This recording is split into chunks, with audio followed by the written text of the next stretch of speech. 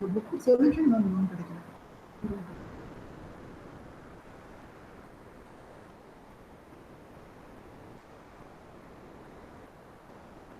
So, the last class we learned this. So we discussed about the Hebbian's postulate. When an axion of cell A is near enough to excite a cell B and repeatedly or persistently takes part in firing it, some growth process or metabolic change takes place in one or both cells such that A's efficiency as one of the cells firing B is increased. Okay. Based on that, we formulated a particular learning algorithm. It's called the Hebbian learning rule. And this is a post-synaptic signal, and this is a pre-synaptic signal. Based on the input, okay, based on the pattern input, the output A will be associated. Okay, so naturally, if there is a strong association, the weights has to be increased.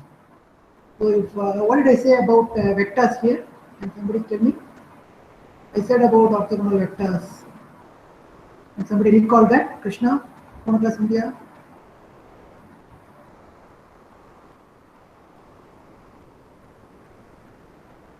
Sir, weights வந்துட்டு normal ஆர்த்தோனார்மலைஸ்டா இருக்குன்னு சொன்னீங்க sir. இல்லையே weights இல்லை. Yes, I didn't tell weights. Pattern. Pattern. The pattern, input patterns, whatever you give, P1, P2, P3, okay, Krishna. So these patterns, the relationship between these pattern vectors, they should be orthonormal. That's what I said. I hope you can recall that. Okay. So actually, when they are orthonormal, when you are multiplying like this, okay, what will happen? There are two cases that can happen here. Number one, see here, so when you are doing this W into Pk, W is computed like this, and if you split up this one, this is a target, and these are the patterns you are multiplying. Okay, these two can be varying from 1 to q, and this is for a particular pattern k. Okay, this q is varying from 1 to q. So naturally, when you are taking the dot product here, what happens? When q is equal to k, okay, when q is equal to k, when both the patterns are in the same direction, so naturally we are going to have 1. And they are orthonormal, so we get 1. If they are in the pointing in the orthogonal to each other, then naturally the value will be 0. And q is not equal to q. Okay. So when you multiply these two vectors, clearly you can see the output will be 0. Because they are orthogonal as well as orthonormal. So the value will be 0. That was network output equals the target is what we learned in the last class. So from that we concluded this particular statement. A is equal to WPK, and then additionally you are going to have this error when they are not orthogonal. Okay, so that's what we understood. Are you getting this point clearly? This point? Anyone in the class? Where do you get this error?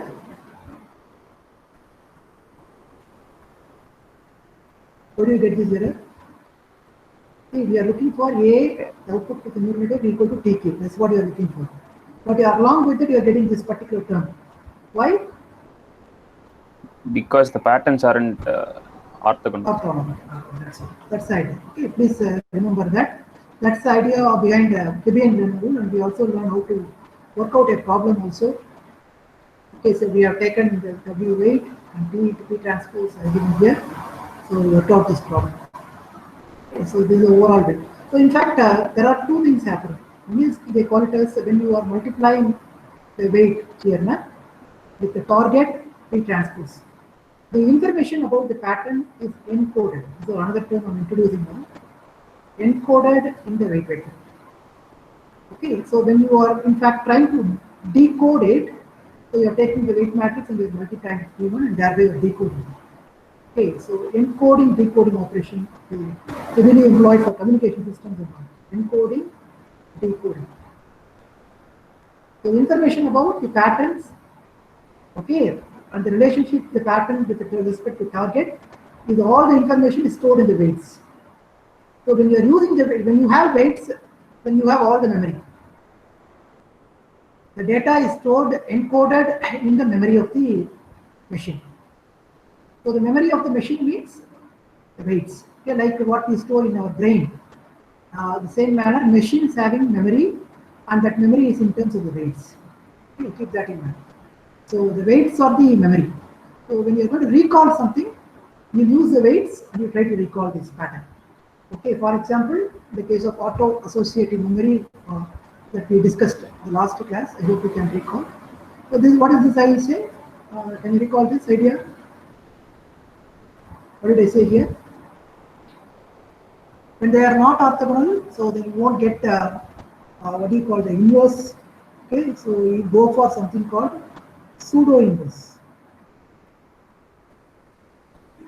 Pseudo inverse property is given like this. Okay? Pseudo inverse is something you need to do it for this problem. Okay. Vectors are orthogonal. Got it? So W is equal to T plus pseudo inverse I'm going to take. We compute the value like this. And then W is equal to T plus. T plus indicates pseudo inverse. So I'm getting back as a target. Okay. Encoding, decoding. So auto-associative memory is a classic case of auto-associative memory. This is a kind of auto-encoders they call it. Auto-encoders. So what did I say in this particular problem? Okay, I hope you can recall that. You can convert this binary image data into a column vector like this, and then you take that value P1, multiply with P1 transpose, you have another pattern P2, P2 transpose, another pattern P3, P3 transpose.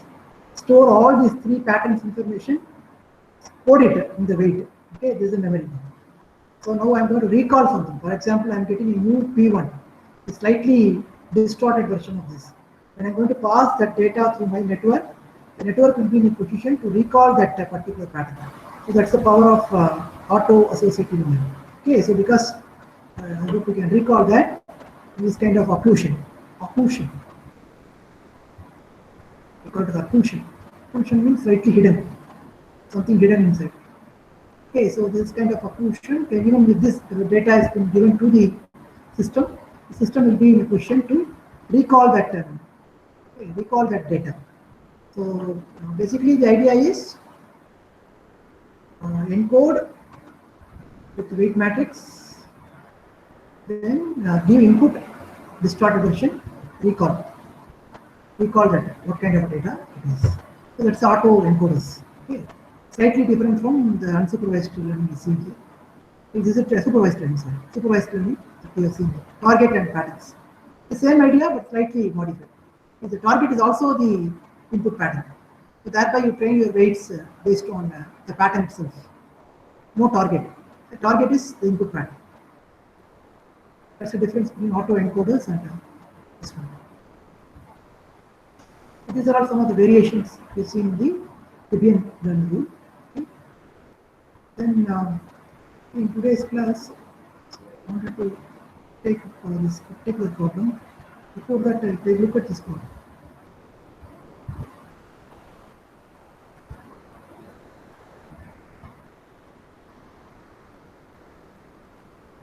In the perceptron learning, the last class, I gave a problem for you to solve. Okay, the problem is this. We have four categories of vector. Okay, category 1 is this, category 2, category 3, and category 4. Okay, so basically you have to remember that you have to clearly understand that the patterns are given like this: 1, 1, 2, 1, for example. This problem is different. Huh? Yeah. -1, 1, -1, 0, 0, 2, 1, 2. What is this value? This is different.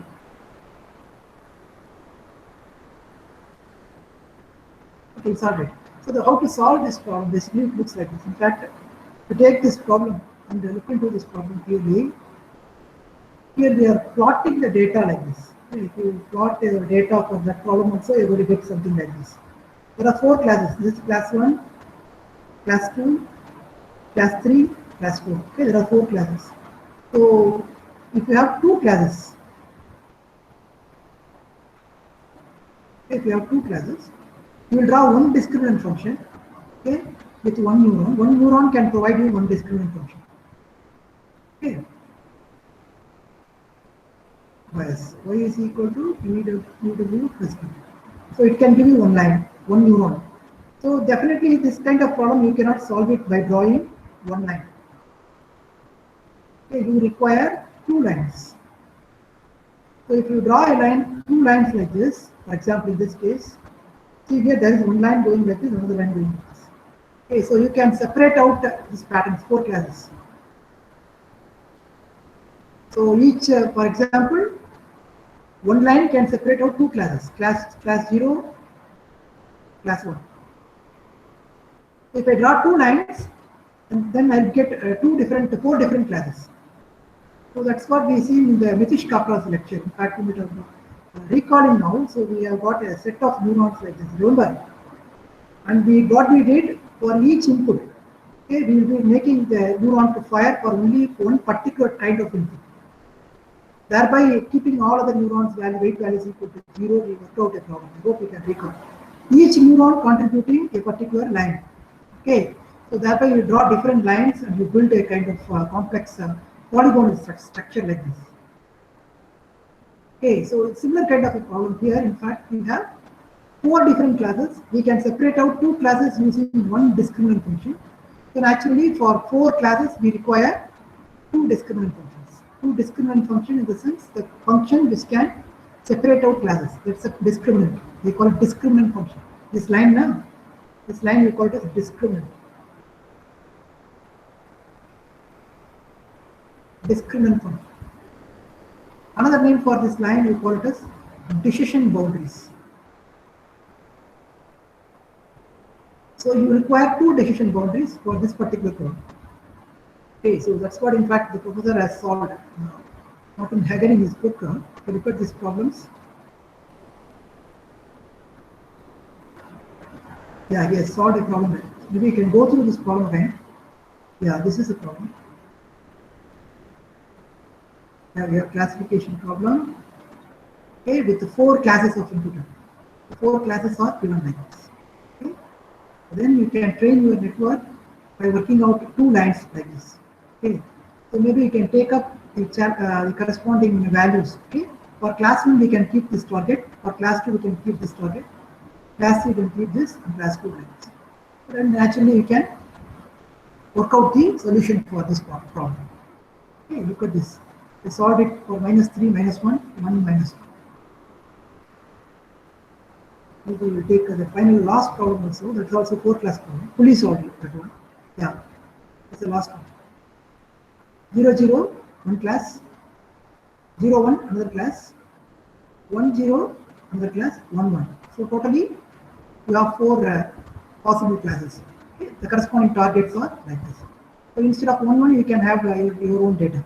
You can plug in and you can see the corresponding is to start with initial weights are like this, bias are like this. And you can work out the complete problem. Okay, and you will end up in the decision boundaries like this for this problem. Okay, so there is a line here and there is a line here. This line separates two patterns, maybe this and this, and this line, this line. Okay, this line is separating this from this. Okay, so clear? No, yeah. So we have got four patterns now. So two lines. This is one line. There is another one line here. Okay, so you mark the weights, then you can easily understand. So the weights are -2, 0. The weight vector should be perpendicular to the corresponding decision boundary. Okay, the decision boundaries are clearly mentioned here. This is one decision boundary. There is another one decision boundary here. So any line perpendicular to this line, how it looks like? Any line perpendicular to this line. So this line can be the perpendicular. This can be one of the weight vector. You need not bother about the value of that weight vector. Okay, you can have any weight vector. The direction is important. Okay, because the weight vector should be perpendicular to the decision boundary, left side. The value -4, 0 also will work out. -6, 0 also will work out. Okay, you understand? So what I'm saying? Are you getting the point? What I'm saying?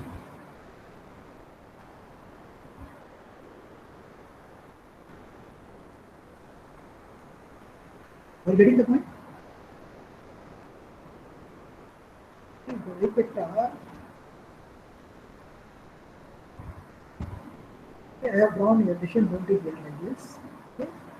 Now the weight vector for this can be the corresponding weight vector should be, for example, this value may be this minus 2 g. So this weight vector is definitely perpendicular to this decision boundary. That can be one of the value. The other value case is the decision boundary is given us. The other decision boundary is given us like this, exactly over the axis. This line. This is another decision boundary. So for that decision boundary, the weight vector may be, what is that weight vector given for that? See it? Okay, this is 0 minus 2. Okay, the weight vector for that one is like this. 0. For this line, the perpendicular weight vector can be 0. Okay, so there are two weight vectors. One is pointing here, another is pointing here. This weight vector is for this decision boundary, and this weight vector is for this decision boundary. Is another decision boundary.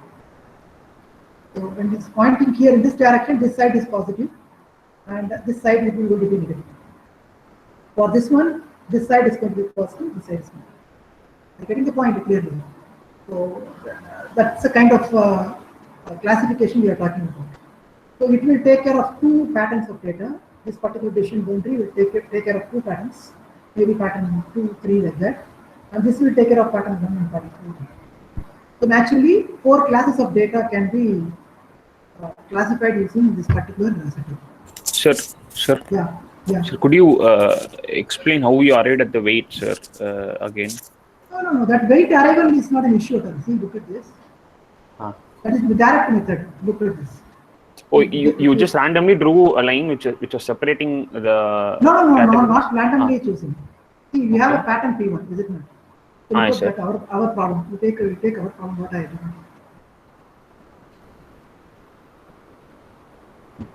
This is the problem I gave you. So we can see clearly pattern P1, okay, P2. There are two patterns here. Yes, sir. These two patterns, they belong to one category. Okay. So then these two patterns, they belong to another category. These two patterns belong to third category. This is fourth category. Then the targets can be for this particular category. What can be the target? Can you guess? For these two data patterns, what will be a target category? Can you guess? Minus 1, sir. No. 0, 0. Okay. It can be 0, 0.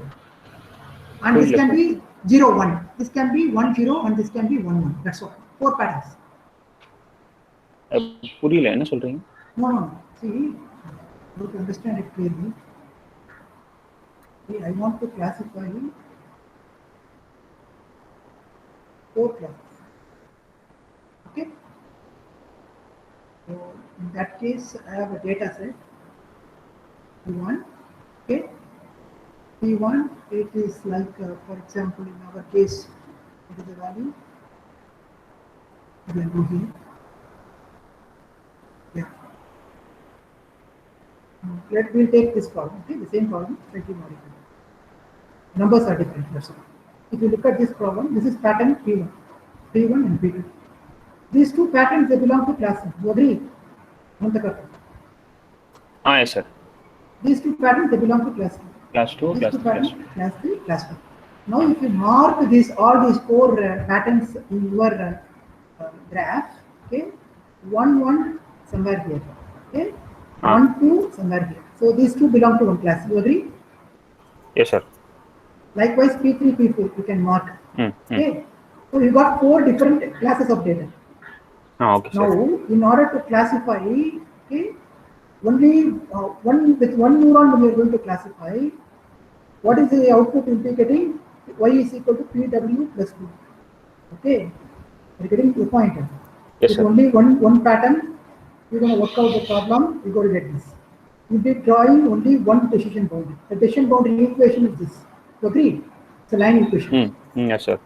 Decision boundary, you are going to get this. Now the problem here is I have 4 classes. For 4-class problem, I need to have 2 decision boundaries. Okay, for 2 decision boundary, I can get 2 neurons.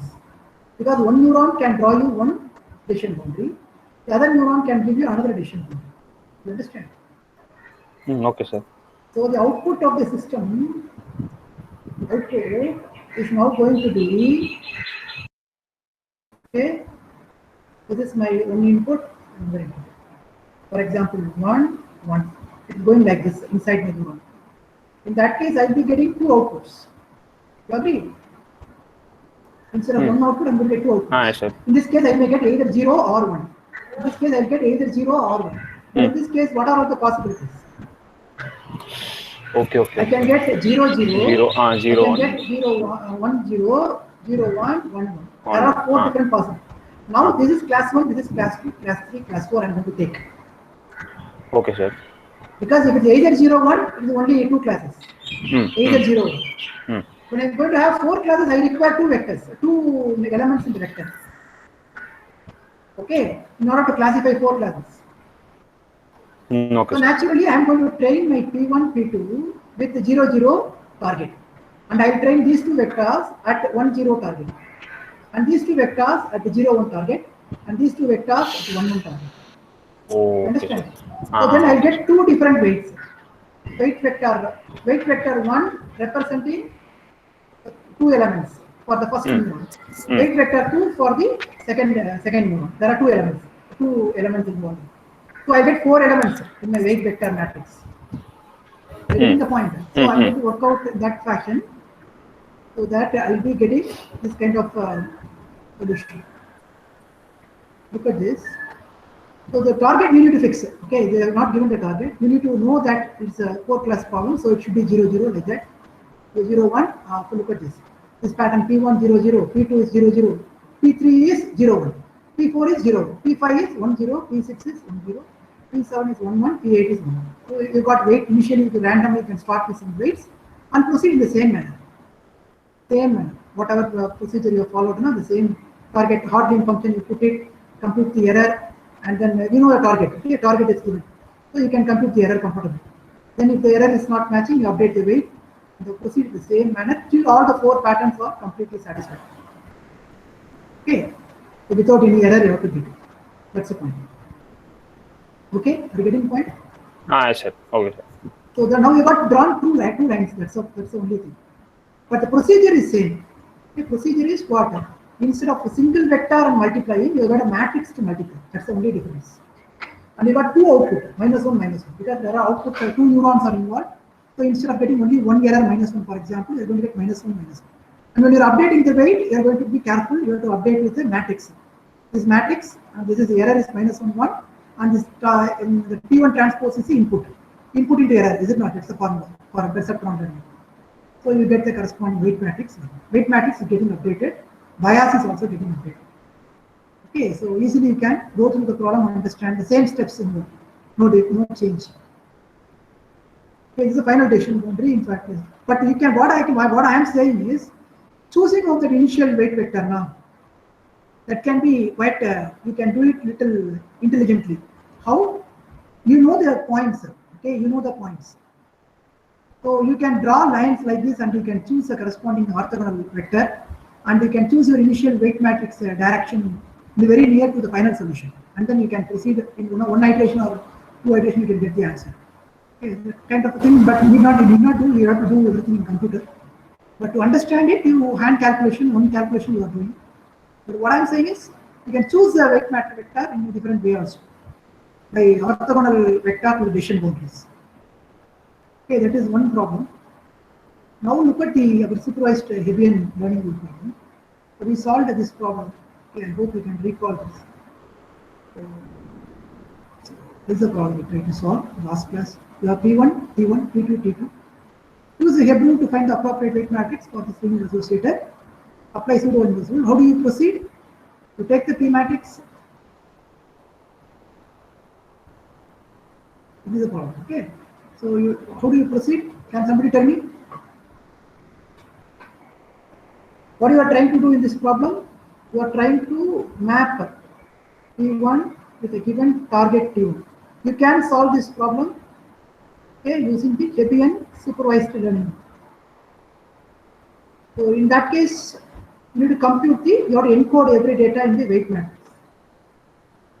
Okay, the weight matrix is going to be given by P transpose. Okay, so if you look at this case, this is a P matrix. This is a T matrix. Is it clear? P is given, T is given. So P is this. See, put as the first vector in the first column. Put the second vector P2 the second column. That's all. 1 1 minus 1 1. Am I right? 1 1 minus 1 1. 1 minus 1 1 minus 1. The target is also in the same manner. 1 minus 1 the first column. Put the second column vector in the second column. Is it clear? Clearly you can see that. 1 minus 1 1. Then you compute the weight matrix immediately. So do the matrix multiplication here. Okay, this is 2 cross 2. This is 2 cross 2 into 4. Okay, therefore it is 2 cross 4 is a value you are looking for. 2 rows, 4 columns will be getting 2 0 0 minus 2 0 2 minus 2. So if this is the case,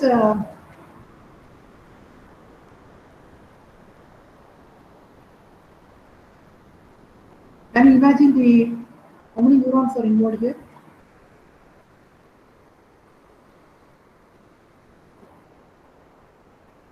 There are 2 neurons. Okay.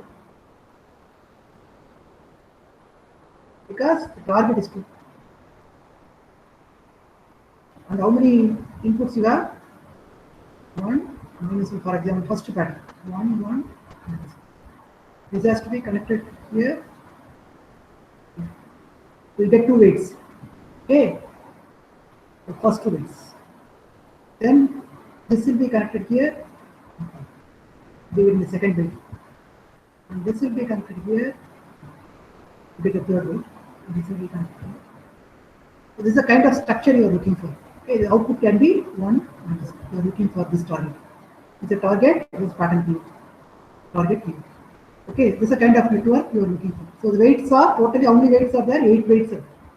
You have to update these 8 weights for this particular problem. Okay, so these 8 weights, these weights are nothing but they hold the encoded information about the relationship between the association or relationship between pattern P1 to T1 and pattern P2 to T2. Both the patterns. Okay, that is very important because we have included both the patterns P1, P2, and this is T1, T2. This is T1, T2. This is T1, T2. This entire information is encoded here, the weight matrix. That's why it's called memory. And you are going to recall that.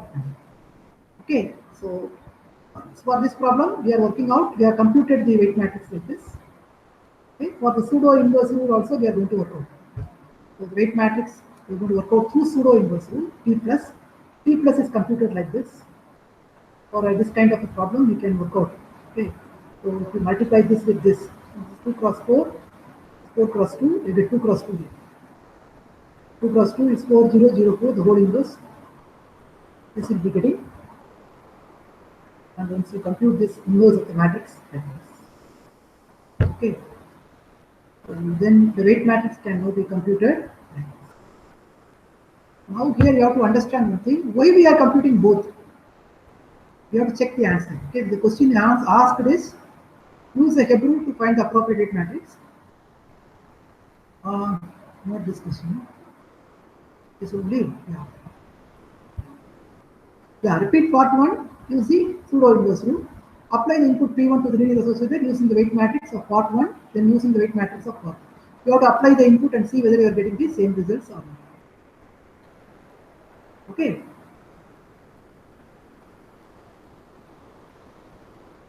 Now if you see that the weight matrix what you have computed initially with using the Hebbian rule without pseudo inverse is not giving the right target. Okay, but here it's giving when you are applying with the pseudo inverse, you are getting the right target. Can somebody give the reasons? The vectors are not orthonormal. That's all. Patterns are not orthonormal. That's the answer. Why didn't the Hebb rule produce the correct results? Why didn't? Well, consider again, since P1 and P2 are orthogonal, okay, this can be written like this. Therefore, the output network, the vector P1 is not normalized. They are orthogonal but not normalized. That's a key point. That's why I told you it should satisfy both the conditions, orthogonal and non. These vectors are normalized. These vectors are orthogonal. That's why you are getting something like 4 minus 2. Okay, it is almost like 1 minus 1. You agree? Scaled version. The scaling is coming primarily because the vectors are not, pattern P1 and P2 are not normalized. That is why you are getting 4 minus 2 instead of 1 minus 1. If you orthonormalize it, you get 1 minus 1, which is what we want for the target. So when they are not normalized, you may end up in scaled pattern like this, but you can always scale down it. Like divide by 5 or 4, okay, you are going to get this. Both the elements you divide by 4, you are going to get 1 minus 1. But may not be, you feel immediately, you may not get the idea clearly, so sometimes you may end up in error. So the scaling factor error can accumulate also, that's the problem. You will train it again and again with more patterns. This may give you kind of a trouble in the long run, the scaling factors. Okay, so you should be a little prudent enough to apply normalized vectors to get desired results. Okay, so that's another idea. Okay, now look at this case. Now look at this problem. Not this one. Yeah, this one. So here I am interested in training this kind of, I'll be giving you this kind of a pattern, and you need to write the corresponding pattern vectors like this. Okay, P1, P2, P3, P4 like that. Okay, 1 minus 1, 1, 1, 1, 1 minus 1, 1, minus 1, minus 1, minus 1, 1, 1 minus 1, 1 minus 1. Oh, I am writing it. Can somebody tell me?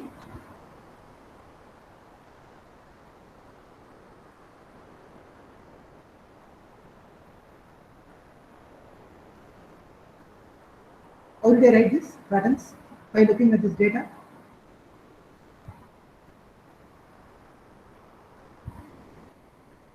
So in the pattern, white one is -1, the other things are 1. That's all. That's all. Very good, Krishna. That's all. That's simply you have to take for white one -1. That's all. So if you take -1, the rest of the black values. See, when you are writing the matrix, when you are writing the vector, the column vector, start from the rightmost. This one, the first one. Okay. What do you call that? This 1 box. Okay, this is the first row, first element. The first column, first row element. And the second one is you have to go down immediately. Second row, first column. Then you have to go for the first row, second column, and then second row, second column. That way only you have to write. So you write written like that, you are going to get this kind of 4 patterns. Here they are asking you to fix some targets. Okay. So what is the target? Target is given to you. We are going to recognize these 3 patterns. What is this 4th pattern? Can somebody guess what is this PT 4th pattern? See, we are going to train for only 3 patterns. The 4th one is given as PT. What is that? Can somebody guess?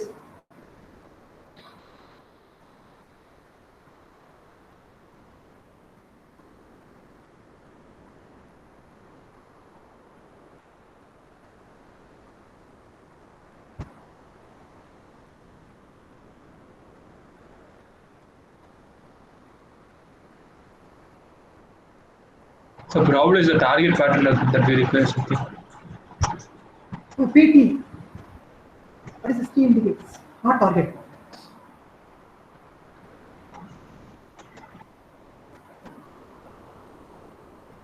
For testing. Yeah, that's right. It's for testing purpose. Okay, we have trained the network. See, the third test pattern. They in fact, immediately it's quite obvious that it seems to us that it is not belonging to either one of these 3 patterns. Okay, but it's a kind of a distorted version of this pattern. Either one of these 3 patterns. Network will find out that. Okay, it may say whether it is close to P1 or P2 or P3 based on your training, the encoded memory information is going to train it.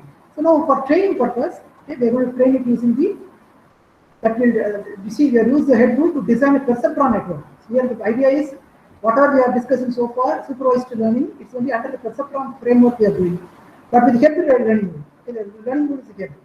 Okay, so for example, whatever we are seeing here, So the previous case, yeah, this one.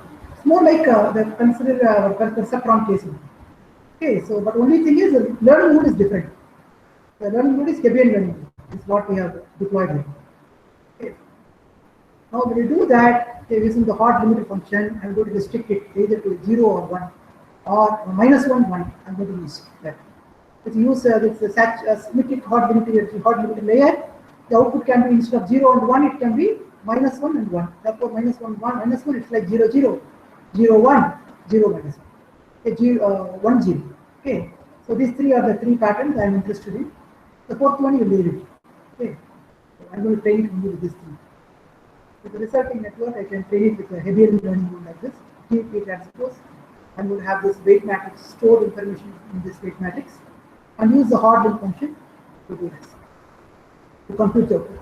So can you see the difference between the previous problem what we have solved and this problem? What's the only difference you are seeing? This one and this. Yeah, this one. And this problem we worked out now. For the given pattern, we gave some results we got from output. Okay, we trained it. Now for this problem and this problem, what is the difference? We are using a finite function here, a hard limit function. The only difference. Okay, you use a hard limit function, then it's more like a perceptron network. Okay, so we're going to get this hard limit function. We're going to have minus 1. It is related to P1. Okay, so you're getting the point. This P1 pattern, T pattern is much closer to P1 than P2 or P3. That's the kind of inference you are making here. Can you see it why? From the diagram itself, can you infer something? Why PT is close to P1 rather than P2 or P3?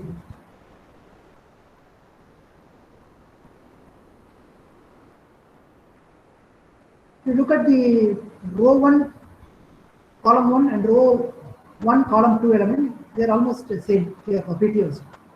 That can be one of the reasons why it's closer to P1. Okay, but it may be some kind of numerical idea. Okay, so you can see here we are multiplying it and getting the results here minus 1, minus 1. So the response of the network indicates that the best input pattern is closest to P1. You have to compute the Hamming distance. Hamming distance to P1 is 1, while the Hamming distance to P2 is P2 and P3 is 3. We will try to work out this Hamming distance problem in the coming class. At that time you understand. But you can compute this Hamming distance quite comfortably. You'll see that. Okay. But right now just intuitively get this feel. The Hamming distance of P1 is PT is closer to P1 than P2 will be. That's idea. Okay. So read this problem also, problem 7.5, and get that orthogonal property clearly.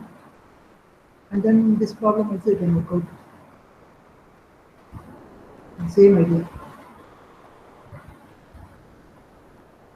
This one is slightly confusing. Maybe you go through it.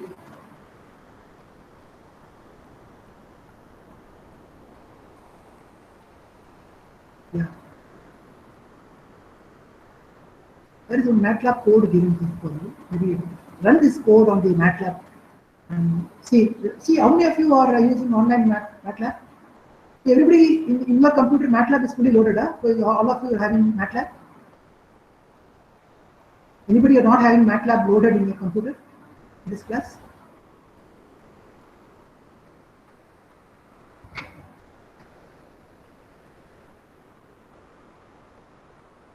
So Abhijit, you don't have it. So Abhijit, I'll tell you one thing. So you can go and visit mathworks.com today. Okay, just type it. www.mathworks.com. I'll give you some codes. Okay, you can run it. In mathworks.com, there is provision for online usage of MATLAB. The cloud. Sir, yeah. Sir, neural network toolbox மட்டும் தனியா download பண்ண முடியுமா sir? அது அவசியம் இல்ல. Online வந்து நம்ம our university is in fact has bought the license for MATLAB. Okay sir. Offline sir download பண்ணிட்டேன் sir. For all faculty and students it's free. Okay, so naturally we have got so many licenses. So what I am suggesting to you is, if you are not accessing some of the toolboxes and all, visit this website, contact the person and inform that you are from Shastra, and they will verify your email ID, Shastra email ID you give. And immediately they give you all toolboxes free, everything including online usage. Okay, everything is free for you because as a student of Shastra, you are entitled to get it.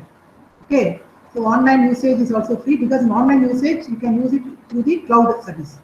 MATLAB will be stored in the cloud and your code will be running in the cloud and you can get back your results immediately. This is much more comfortable. You need not load every software in your computer. Use the cloud source. Okay, cloud source of MATLAB. Just type www.mathworks.com. Okay. Contact the persons involved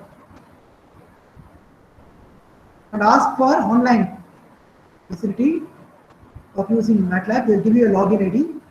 You can use that. You need not load everything in your computer. It's a big software, so many GBs. Okay, it's a huge one. So use the online facility comfortably, and you can run your code in this. There will be a browser for you, and you can run that code on the browser. Easily, you can see the results, like Google Colab. Google Colab is comfortable, okay, is it not? You can run it all your code. So for example, this book is supported by certain MATLAB tools, as I have told you, NND.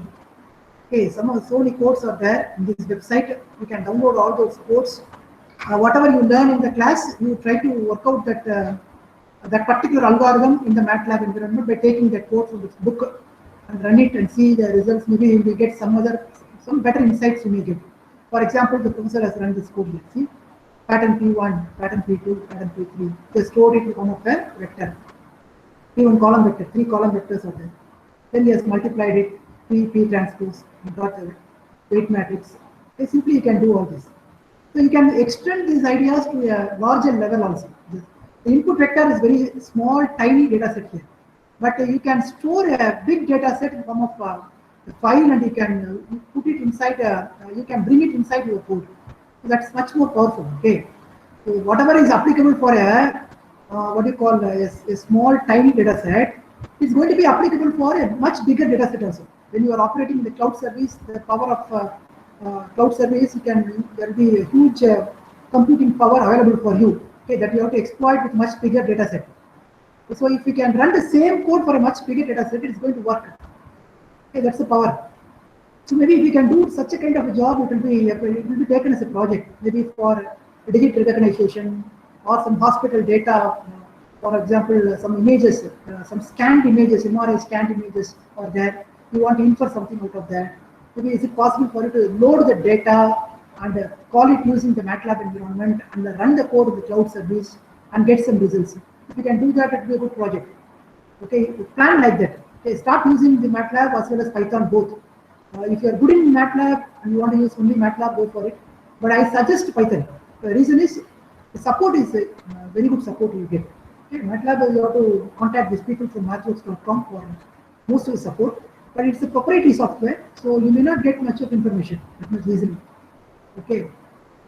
But Python is open source community, and you can get all kinds of related support comfortably.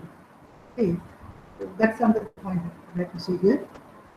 So then, yeah, this problem you can work out. This MATLAB based problem. 7.3 problem on 7.3 can work out. So now what I'm suggesting to you is maybe another 2 minutes is there. Maybe you take a paper and try to work out a problem. You may not submit. Okay, just try to practice with this particular problem.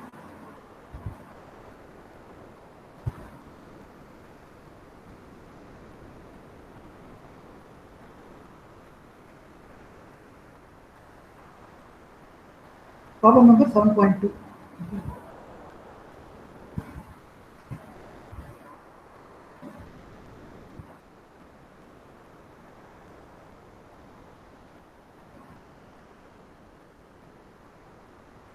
Okay, can do it now. 7.2. Can run this. Take this problem from the book and try to work out this problem for maybe 10-15 minutes. I will with that. I'll stop today's class. Anything you want to discuss? Today's class. You understand this problem clearly? Your core class problem. Another Karthik, you ask the doubt. You go through the problem once. Okay. Another Karthik. Fine. I'll stop here.